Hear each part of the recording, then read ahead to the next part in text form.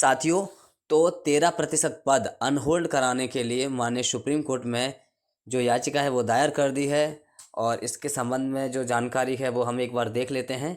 साथियों, जैसे कि आप सब जानते हैं कि कानूनी तौर पे लड़ने के साथ साथ ज़मीनी स्तर पे हम दोनों स्तर पे जो प्रयास करें तभी जाके जो है संभावनाएं बहुत ज़्यादा बढ़ेंगी। हालांकि माननीय हाई कोर्ट और माननीय सुप्रीम कोर्ट में कोई रोक नहीं है, ये हम बहुत पहले हमारे पास इन्फॉर्मेशन और बहुत पहले ये आ चुकी है और बहुत पहले ये कहा जा चुका है। माननीय सुप्रीम कोर्ट ने भी ये कहा है कि कानूनी तौर पे कोई रोक नहीं है, जो कानून आपके यहाँ जो कानून है उस पर आप भर्ती कर सकते हैं।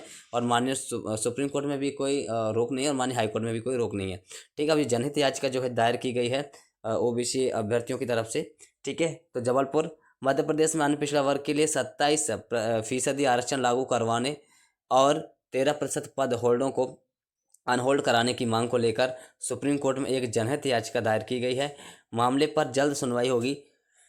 दरअसल ओबीसी आरक्षण से जुड़े अधिकतर मामले सुप्रीम कोर्ट को स्थानांतरित हो गए हैं। बचे हुए शेष मामलों में भी हाई कोर्ट में सुनवाई पर रोक है। जैसे कि आप सबको पता है कि माननीय हाई कोर्ट में ओबीसी आरक्षण से संबंधित कोई सुनवाई नहीं होगी, जो भी सुनवाई होगी अब सुप्रीम कोर्ट में ही होगी। ठीक है, बचे हुए शेष मामलों में भी हाई कोर्ट में सुनवाई पर रोक है।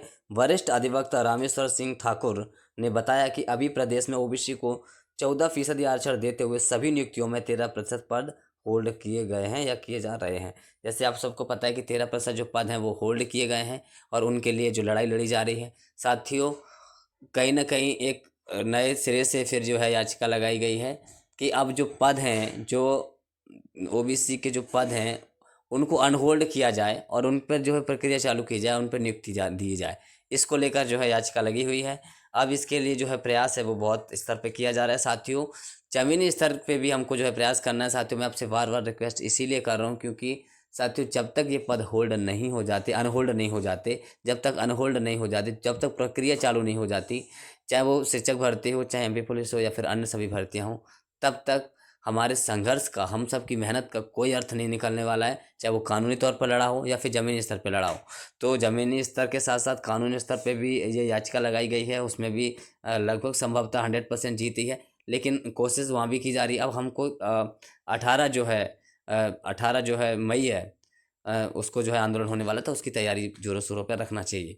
तो फिलहाल याचिका का भी अच्छा निराकरण आएगा, अच्छा पॉजिटिव रिस्पॉन्स रहेगा। बस हमको मजबूती से लड़ना है और साथ में ज़मीनी स्तर पर भी हमको जो है प्रयास करना है।